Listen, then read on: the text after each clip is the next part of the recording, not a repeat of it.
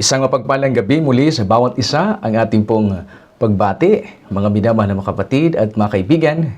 Alaw tigit sa ating mga kaibigan na nariyan sa kanilang mga tahanan na patuloy na sumusubaybay sa ating pong gabi-gabing programa.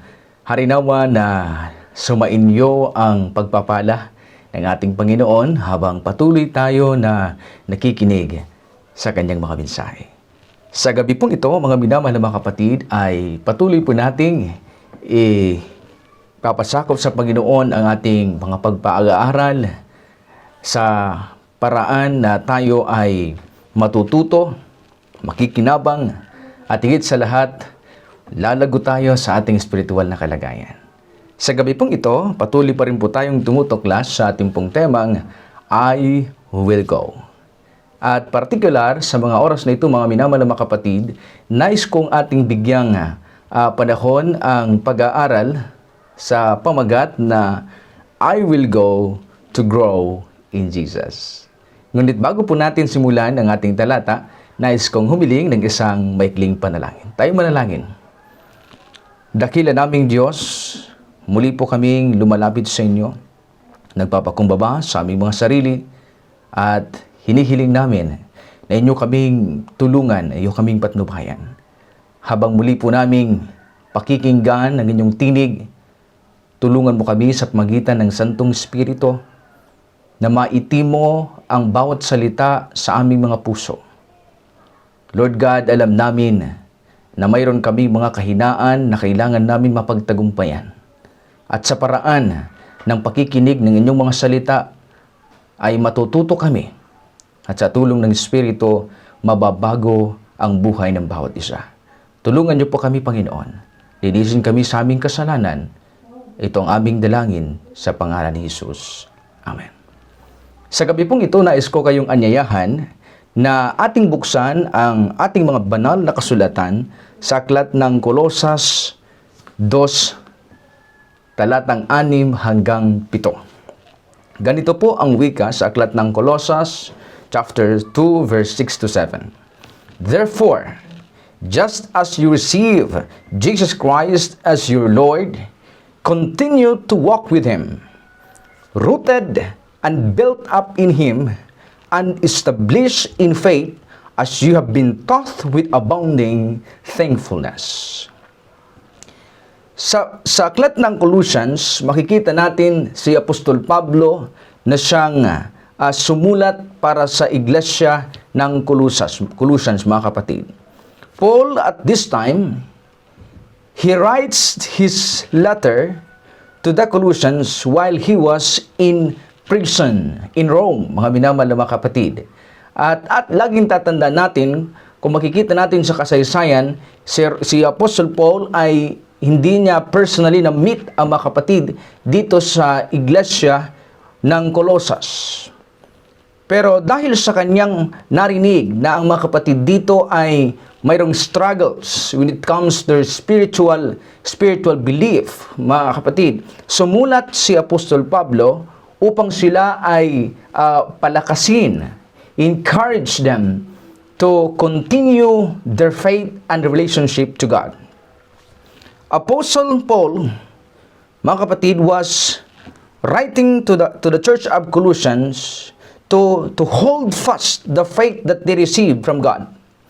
It was the deep concern of Apostle Paul that all followers of Christ will grow in Jesus. Yun ang kanyang hangarin, ang kanyang layunin sa mga anak ng Diyos na sila ay lumagos sa kanilang pananampalataya. They come into maturity of their faith. The fact na sinabi ni Apostol Pablo dito sa kanyang mga sulat sa mga taga-Colossians, ang sabi niya doon, therefore, as you receive Jesus Christ as your Lord, continue to walk with Him rooted. Napakahalaga ng salitang rooted, mga minamahal na mga kapatid, sapagkat ito'y isang paraan na ginamit na Apostol Pablo upang ipaunawa sa mga kapatid natin na ang pananampalataya or ang ating tinanggap na pananampalataya sa Panginoon ay kailangan na magkaroon ng ugat. Gaano ba kahalaga ang ugat, mga minamahal na mga kapatid? Sapagkat ginamit itong ilustrasyon ni Apostol Pablo para ipakita ang kahalagahan ng kanilang pananampalataya. The roots of a tree is very important kung ating titingnan sa kalagayan ng isang puno. Mga minamahal na mga kapatid, the roots provide both the foundation and support the tree in order for it to remain standing. Ganun po kahalaga ang ugat sa isang puno, mga minamahal na mga kapatid, na ito ang nagpapanatili upang mabuhay ang isang halaman at upang ito ay maging matibay. No? Kung ating titingnan sa mundo, mga minamahal na mga kapatid, the greatest reported depth to which a tree's roots have penetrated is 400 feet, mga kapatid, by a wild fig tree. At ito ay ating matatagpuan doon sa Eco Cave sa parte ng South Africa. Itong wild fig tree, mga kapatid, ay umaabot po siya ng 400 feet root deep, mga kapatid. Ganun kalalim yung inaabot ng kanyang ugat, na kung ating titingnan ay yung mga source ng tubig na siyang pinaghuhugutan ng kanyang buhay ay naaabot niya sa haba ng kanyang ugat. Imagine that, mga minamahal na mga kaibigan, mga kapatid ko kay Kristo. Kung ating titingnan, kaya pala mahalaga kay Apostol Pablo nung sinabi niyang magkaroon kayo ng ugat, rooted and built up. Mga kapatid, Paul is somehow encouraging the people to be rooted. And to be rooted, it means to hold fast the truth that they receive. No? Kasi sabi doon, therefore, just as you receive Jesus Christ. No? Ang pagkakaroon ng ugat, mga minamahal na mga kapatid, kay Kristo ay pagpapanatili na ating panghawakan ang katotohanan na ating tinanggap mula sa ating Diyos. And not only that, to become rooted, mga minamahal na mga kapatid, is to have access the source of life. The more na ang isang puno ay may malalim na ugat, the more na kanyang matutunton ang tubig na pinagmumulan ng buhay. And the Bible tells us, Jesus said, I am the way, the truth, and the life. Si Jesus, siya ang daan at ang buhay, mga minamahal na mga kapatid. Sa ating pananampalataya, nangangailangan na hindi lang po tayo stagnant, mga minamahal na mga kapatid. Hindi lang tayo nananatili sa isang lugar. Dahil kapag kagayon ang ating kalagayan, hindi po natin mararanasan ang paglago ng ating pananampalataya sa ating dakilang Diyos. The roots is the source of life. Without the healthy roots, mga kapatid, the plant will die. Naranasan ko po na magtanim, mga minamahal na mga kapatid. At sa pagtatanim ay mayroong mga halaman na ating itinanim na tutubo. Mayroon din pong halaman na ating itinanim na nalalanta at namamatay. Sa kalagayang ito, isang totoong bagay na ang ugat ay isang pinagmumulan ng buhay ng isang halaman. Sa ugat makikita kung ang isang halaman ay malusog, kung ang isang halaman ay hindi malusog. No? From the life or from the roots, mga kapatid, we can see how healthy the plants. At malalaman din natin kung gaano katagal mabubuhay ang isang halaman kapag walang ugat, mga minamahal na mga kapatid. Kung ating titingnan sa espiritual na kalagayan, mga minamahal na mga kapatid, napakahalaga sa buhay ng isang mananampalataya na ang ating pagtitiwala sa Diyos ay mayroong malapit na relasyon bilang ugat natin sa ating Panginoon. Let us always remember this. The roots act as an anchor, keeping the tree in place. The stronger the root system is, the harder it will be for the tree to uproot or move. Pag malalim po ang ugat, mga minamahal na mga kapatid, hindi siya basta-bastang mabubunot. Kapag malalim yung pagkaunawa natin sa salita ng Diyos, hindi tayo basta-basta na madadala sa mga maling paniniwala at maling doktrina. Napakaliwanag ng sinasabi ni Apostol Pablo sa bawat isa. When we are rooted in Jesus Christ, no matter how strong the storms of life, we cannot be moved, mga kapatid. Hindi tayo basta-bastang matutumba. Hindi tayo bastang-bastang mawawala sa ating pananampalataya. Ilan sa mga bagyo sa ating buhay ay ang kamatayan. Isang matindi na kapag isa sa ating membro ng pamilya ang namatay, matinding bagyo ito sa paghampas ng ating buhay. Ikalawa, yung pagkawala ng ating trabaho. Mga minamahal na mga kapatid, sa panahon ito, sa pandemic na ating kinalalagyan ngayon, napakahalaga ng trabaho. At kung mawalan ka ng trabaho, ito isang matinding bagyo. Pagsubok sa ating pananampalataya. Marami pa pong iba. Nariyan ang pagkawasak ng maraming pamilya. Nariyan ang pagbagsak ng maraming negosyo. Nariyan ang hindi natapos na edukasyon. Nariyan din ang mga bagyo ng karamdaman, mga minamahal na mga kaibigan. Ilan ito sa mga posibleng umatake sa buhay ng isang mananampalataya na kung ating titingnan, kung hindi malalim ang ating kinalalagyan, ang ugat natin sa ating Panginoon, pag dumating ang mga bagyo sa ating pananampalataya, tayo'y matutumba. At nangangailangan, sabi ni Apostol Pablo, na you must be rooted and grounded in Jesus Christ. Ganun na lamang kaimportante ang bagay na ito, mga minamahal na mga kapatid.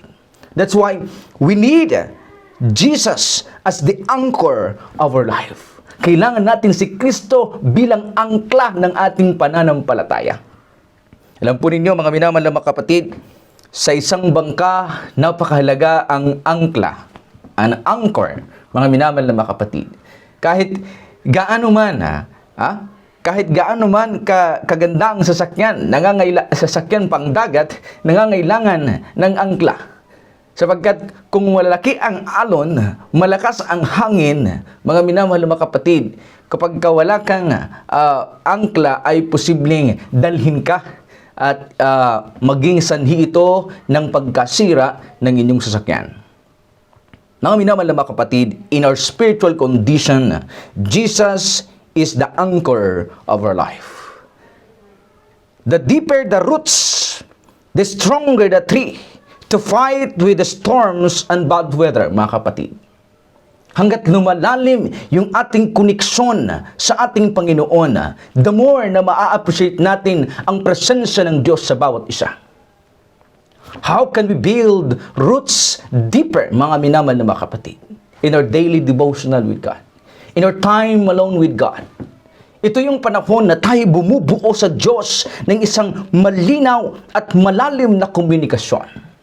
But sad to say, mga kapatid, marami sa ating mga kaibigan ang tila baga ay wala tayong panahon sa ating Panginoon. It's very important, mga kapatid, that in every morning, we wake up and praise God. We wake up as we talk to God and build our communication with Him to grow spiritually. The deeper the roots, the stronger the tree to fight the storms and bad weather, mga kapatid. Hanggat lumalalim ang ating pananampalataya sa Panginoon, hanggat lumalalim ang ating koneksyon sa Diyos, gaano man katindi ang mga bagyo na dumaan sa ating buhay, hindi tayo matitinag, hindi tayo basta-basta na mawawala sa ating pananampalataya sapagkat si Kristo ang bato na ating sinasandalan. People who are deeply rooted will stand the hardship of life. They are like the wise man that build his house on a rock. Mga kapatid, kung babasahin niyo sa banal na kasulatan, mayroon pong foolish man at mayroong wise man. Yung isa nagtayo ng kanyang buhay doon sa buhanginan, at yung isa naman ay nagtayo ng kanyang bahay doon sa bato. At ang mga pananampalataya na nagtitiwala sa Panginoon, those who are rooted and grounded with Jesus Christ, they are like the wise man that built his house on the rock. They are not shaken by the storms of life. They are not tossed to and fro and cared about the every wind of the doctrine of trickery of men in the cunning craftiness of deceitful plotting, mga kapatid. Hindi tayo basta-basta madadaya at madadala ng kahit anong mga paniniwala kung ang ating pagtitiwala sa Diyos ay buo at malalim base sa katotohanan na ating tinanggap mula sa kasulatan. Marami po ang nalilito sa kanilang pananampalataya sa Panginoon. Sa panahon nating ito, mga kapatid, isa lang ang masisiguro ko sa inyo.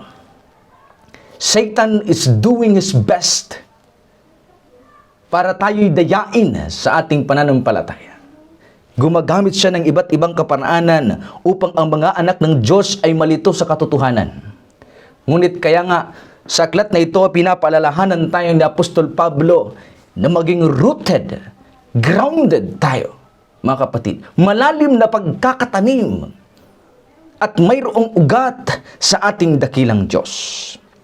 Minamahal na mga kapatid, rooted people have a deep source of spiritual nourishment which continually feeds them. Ang ugat, mga minamahal na mga kapatid, ang siyang kumukuha ng mga nutrisyon mayroon sa lupa. Nangangailangan ang isang halaman ng nutrisyon upang mapanatili na malusog, maganda ang kanyang mga dahon at hanggang sa ito'y bumunga. Mga minamahal na mga kapatid, rooted people have a deep source of spiritual nourishment which continually feeds them. Ano ba ang source ng ating spiritual nourishment, mga kapatid? The source of our spiritual nourishment, mga kapatid, is when we read the personal message of God to us. When we read, mga minamahal na mga kapatid, the letters of God to us. These are our spiritual nourishment. Hindi lang po yun, mga minamahal na mga kaibigan, our personal encounter with God. Ito yung mga bagay na nagbibigay ng nutrisyon, nagpapalakas ng ating paglilingkod sa Panginoon. They are like the tree planted by the streams of water, which bears its fruits in seasons, mga kapatid. Ito daw sila yung mga taong naitanim sa isang lugar na mayroong bukal ng tubig. No? At sa bawat panahon sila'y bumubunga sa ngayon sa aklat ng mga awit. Napaka-importante sa buhay natin, mga kapatid ko, na ang ating pananampalataya ay may progreso. Sabi ng John 15:5, sabi ng ating Panginoong Jesucristo, I am the vine, you are the branches. He who abides in me, and I in him, bears much fruit. For without me, you can do nothing. Sabi ng ating Panginoon, kailangan kayo at ako ay konektado. Sapagkat kung kayo'y nag-iisa, ay wala kayong magagawa. Nangangailangan, mga minamahal na mga kaibigan, ng isang seryoso na mananampalataya sa ating Panginoong Jesucristo ay may malalim na koneksyon sa ating Panginoon.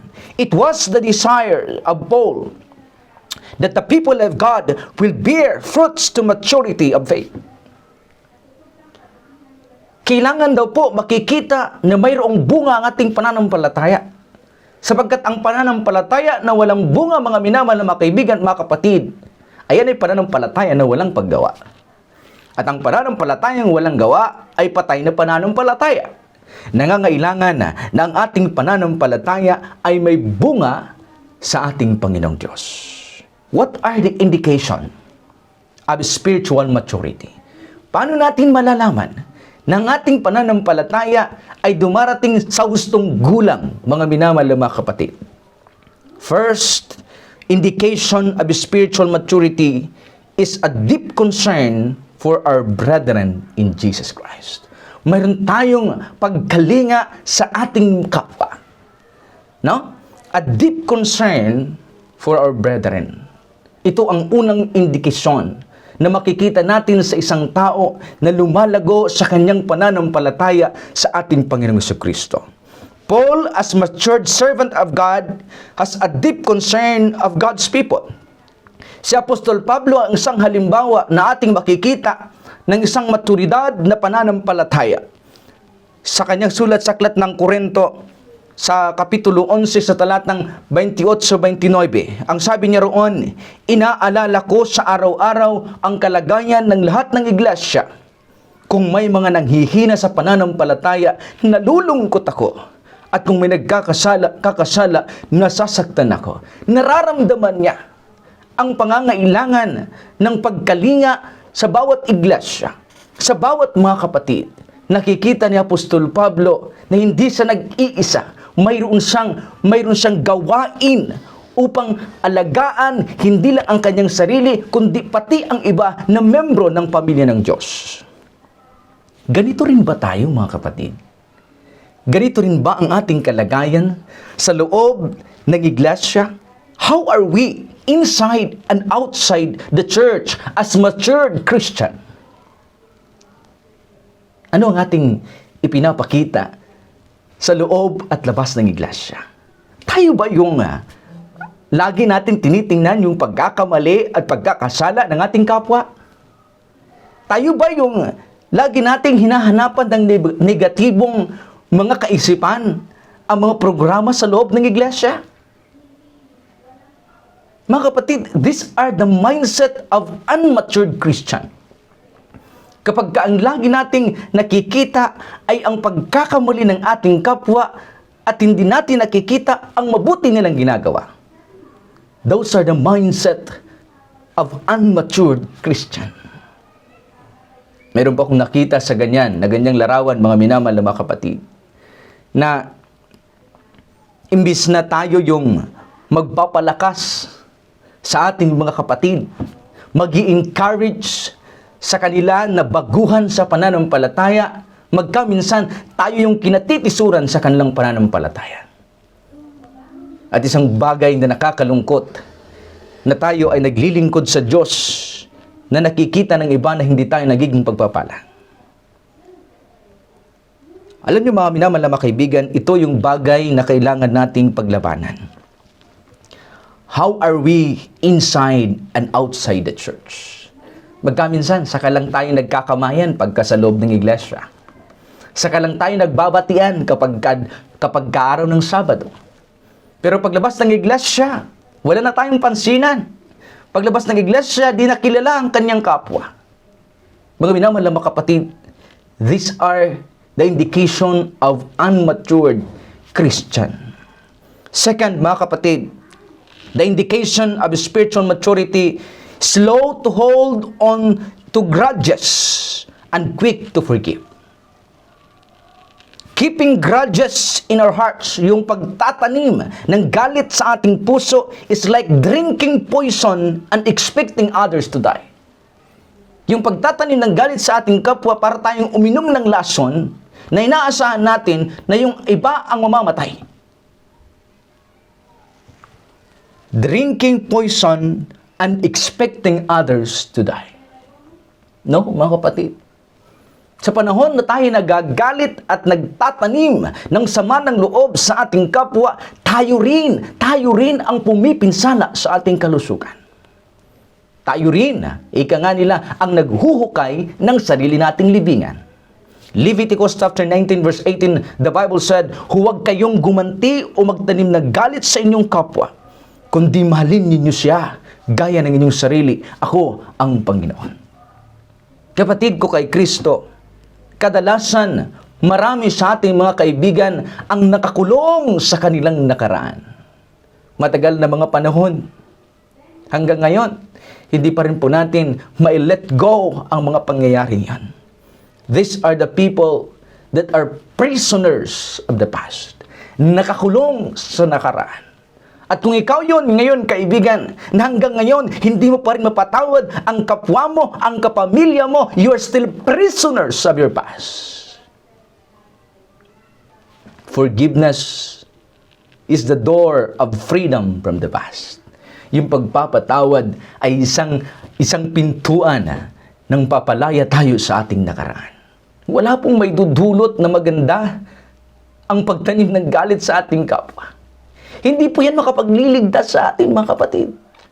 Yung pagtatampo mo sa isang kapatid, yung galit mo sa iyong kapatid, hindi yan makapagliligtas sa iyo. Magdadala yan sa iyo sa impyerno. Ang kailangan natin mga minamahal na mga kaibigan ay ang pag-ibig ng Diyos.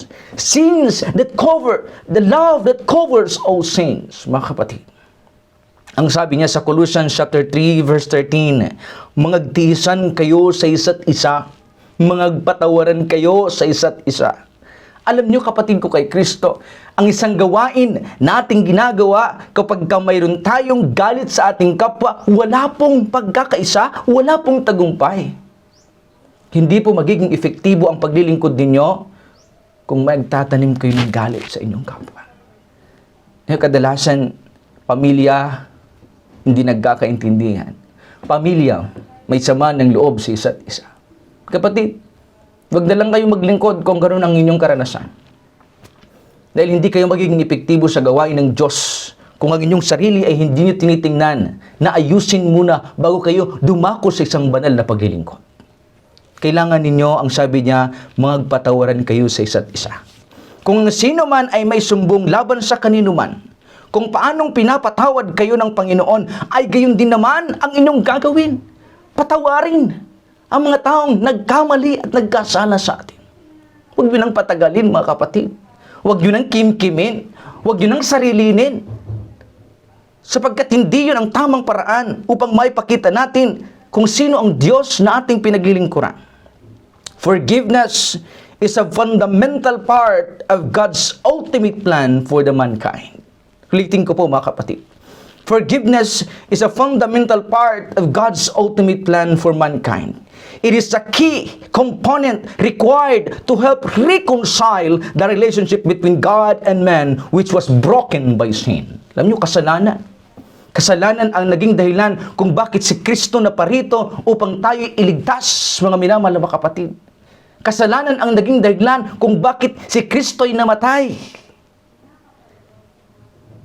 Because of His love, mga kapatid, He forgive us. At tayo bilang mga tao, kailangan din po natin na magpatawad sa ating kapwa. The Holy Spirit, mga kapatid, as David said, I should say, as David said, sabi niya, create in me a clean heart, O God, and renew the spirit within me. Cast me not away from your presence, O Lord, and take not your Holy Spirit from me. Restore unto me the joy of thy salvation, and renew the spirit within me. Kung ganito ang ating dalangin sa Panginoon, mayroon man tayong mga pagkukulang sa nakaraan, mayroon mang mga taong nakagawa sa atin ng kasalanan. Read this prayer of David when he said, Lord, create in me a clean heart. Renew the spirit within me. Cast me not away from your presence, O Lord. Ang sabi niya sa pinakalas, restore unto me the joy of your salvation and renew the spirit within me. Kapag ikaw, kapatid, ay lumapit sa Panginoon na nagnanais na mabago ang ating sarili na punong-puno ng kahinaan at kasalanan, Jesus, the Holy Spirit, is willing to help us to grow in Jesus Christ. Ang Diyos ay naghihintay na tayo'y Kanyang baguhin, mga minamahal na mga kaibigan. Ang Diyos ay naghihintay upang tayo'y Kanyang baguhin sa paraan na tayo ay magiging malinis sa mata ng ating dakilang Diyos. The Holy Spirit is willing to help us to grow in Jesus. So therefore, mga kapatid, just as you receive Jesus Christ as your Lord, continue to walk with Him. Magpatuloy tayo sa paglakad sa ating Panginoon, rooted and grounded in Him, and established in faith as you have been taught with abounding thankfulness.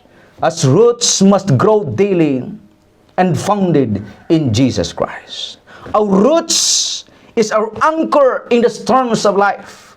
Our roots is our assurance of salvation of Jesus Christ. Jeremiah 17, mga kapatid, 7-8, napakaganda. Ang sabi doon sa aklat ng Jeremiah, sabi niya, "But blessed is the one who trusts in the Lord, whose confidence is in Him.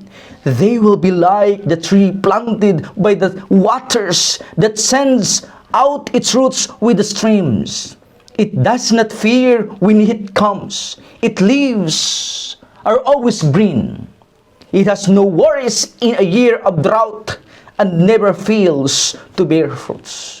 Mapalad ang taong lubos na nagtitiwala sa Diyos. Matutulad siya ng isang punong kahoy na itinanim sa tabi ng ilog, na ang ugat ay umaabot sa tubig. Ang punong kahoy na ito, kayo at ako, mga minamahal na mga kapatid, ay hindi mamamatay sa darating na tag-init. Ang dahon nito ay mananatiling buhay at walang tigil ang kanyang pamumunga. Napakaganda kung ating titingnan ang panukala ng Diyos. Opo, tayo'y makasalanan. Opo, tayo'y may pagkukulang. Ngunit kung lahat ng ito'y ating ihahandog sa ating Panginoon, ang Diyos ay nangako sa atin na tayo'y kanyang babaguhin. Tayo'y kanyang tutulungan upang malagpasan natin ang lahat ng ating mga pagkukulang at lumago tayo sa isang pinakamalalim na paglago hanggang sa maabot natin ang nais ng ating Panginoong Kristo sa bawat isa. Sa gabing ito, mga minamahal na mga kapatid, let us always remember, sang sabi ni Apostol Pablo, na tayo ay magpatuloy sa paglakad sa Panginoon, na maging magkaroon ng matibay na pundasyon ang ating pananampalataya. Harinawa, sa gabing ito, naranasan natin ang presensya ng ating Panginoon. At sa mga bagay na ating pinag-aaralan, I will go to grow in Jesus Christ. Aking dalangin sa gabing ito, ang paglago ng ating pananampalataya sa ating Panginoon Kristo. Tayo po'y manalangin. Dakila naming Diyos, maraming salamat sa gabing ito. Minsan pa, pinatunayan mo sa amin na kami bilang mananampalataya ay nangangailangang lumago, Panginoong Diyos. Kailangan namin na magkaroon ng malalim na ugnayan o ugat sa inyo, Panginoon, na pinagmumulan ng buhay ng aming pananampalataya. Bagaman kami nagkakasala, O Diyos, nariyan ang inyong biyaya na patuloy na kumakanlong at yumayakap sa amin. Tulungan mo ang bawat isa. Dakilang Diyos, habang bukas pa ang pintuan ng awa, aming dalangin, iyakapin mo kami, Panginoon.